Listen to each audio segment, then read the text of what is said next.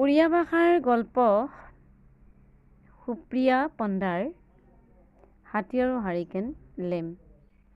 মূল সুপ্ৰিয়া পণ্ডাৰ উড়িয়া ভাষাৰ এই গল্পটো অসমীয়ালৈ হাতী আৰু হাৰিকেন লেম নামেৰে ডক্টৰ নীৰাজনা মহন্ত বেজবৰাই অনুবাদ কৰিছে। আধুনিক ভাৰতীয় চুটিগল্প জীৱনৰ অন্য এক নাম নামৰ গ্ৰন্থৰ পৰা এই গল্পটো পাঠৰ বাবে লৈ অহা হৈছে। উদয় ৰাউত মহাসংকটত পৰিছে। 2 মাহৰ পিছতে নিৰ্বাচন আহি আছে। টিকট পায়ো যাব পাৰে এইবাৰ। কিন্তু তাৰ বাবে চহৰৰ পাৰ্টি অফিচত দিনো গৈ লাগি থাকিবগৈ লাগিব। এই সময়ত এতিয়া তেওঁনো আন কামৰ বাবে সময় দিয়ে কেনেকৈ? আৰু নহ'লে গাঁৱৰ সমস্যাবোৰ আনিনো চম্ভালে কোনে? কি কুক্ষণত যে তেওঁ গাঁওবুঢ়াৰ বাপটো লৈছিল। আজি গাঁৱত পঞ্চায়তৰ মিটিং বহিছে। সমস্যা কেইবাটাৰো সমাধান কৰিবলৈ আছে। পঞ্চায়তৰ সদস্যৰ নামত বাকী আটাইসোপা মাত্ৰ নামটোৰ বাবে সদস্য। আটাইবোৰে চকুকেইটা তিলতিলকে মেলি মাথো উদয় ৰাউতৰ মুখলৈকে থৰ লাগি চাই আছে।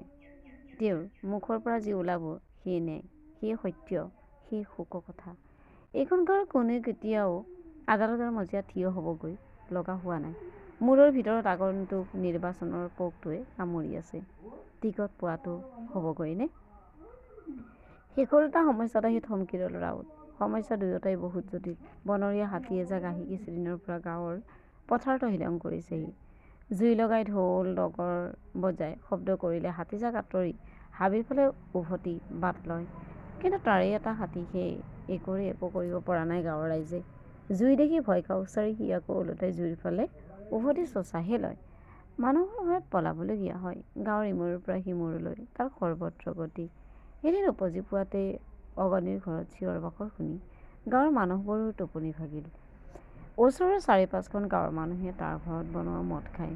আমাৰ লক্ষী গোহাঁনীৰ সেই হাতীটোৱে আহি বনাই থোৱা সোপাকে মদ গালাতকৰণ কৰি চৰুহাৰি সোপাও ভাঙি চুচুৰময় কৰি থৈ গ'ল।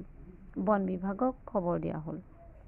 3 দিন কেম্প পাতি কেইবাজনো মানুহ আহি খাপ পাতিলেহি। কিন্তু আচৰিত কথা যে সেই 3টা দিনত আনকি কেনিও ক'তো গছৰ পাত এটাও নলৰিল। আমাৰ সন্ত সাধু গদৰাজে এনেকুৱা দেখুৱালে যেন তেওঁ এইখন গাঁৱত কোনোবা পদাৰ্পণ কৰাটো দূৰৰে কথা, কাহানিও এইখন গাঁৱৰ ৰাস্তাকে দেখা পোৱা নাই। দিনে-ৰাতিয়ে মহৰ কামোৰ খাই বিৰক্ত হোৱা বন বিভাগৰ মানুহকেইজনে গাঁৱৰ মানুহক হাৰচেৰে শুনাই খং সামৰি তম্বু উঠাই উভতি বাট ল'লে। পিছদিনাৰ পৰা আকৌ একেবোৰ কাহিনীৰে পুনৰাবৃত্তি। বৰঞ্চ 3 দিনীয়া উপবাসৰ পাছত এইবাৰ খুব চৰিলহে। চকুত এক দুষ্ট চাৱনি গজৰাজৰ। গাঁওবাসীৰ লগত যেন সি এক অঘৈত খেলাহে আৰম্ভ কৰিছে। কিন্তু গাঁওবাসীয়েতো বন বিভাগৰ লগতো এনেকুৱা একেই খেলাকে খেলিব নোৱাৰে। তেন্তে উদয় ৰাউতৰ লৰালৰি। যিমান পাৰে সিমান সোনকালে আজৰি হ'ব লাগে। ক'লে যেনেকৈয়ে হওক হাতীটোৰ কিবা এটা কৰিব লাগিব।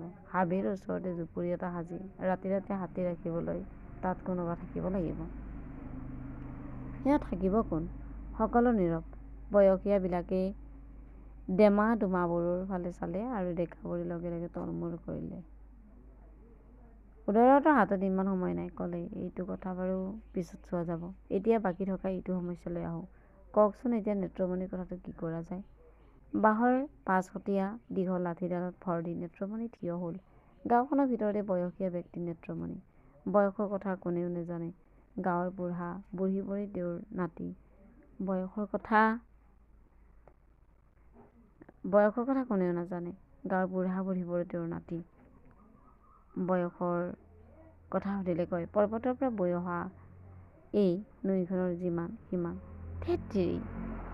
ধেৎ তেৰিকা, নৈৰ কিবা বয়স থাকে নেকি? তেনেকৈ ক'লে খোলা মুখখন মেলি হাঁহিবলৈ ধৰে বুঢ়ীয়ে।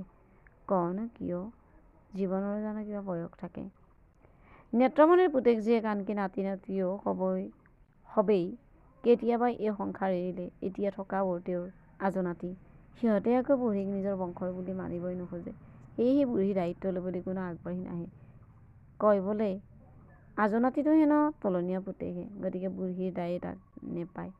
তাৰ তলনীয়া বাপেকে আকৌ কয় বোলে সি যিহেতু নিঃসন্তান গতিকে আইতাকৰ দায়িত্ব সি ল'ব নোৱাৰে। দায়িত্ব গোটেই গাঁওখনৰ।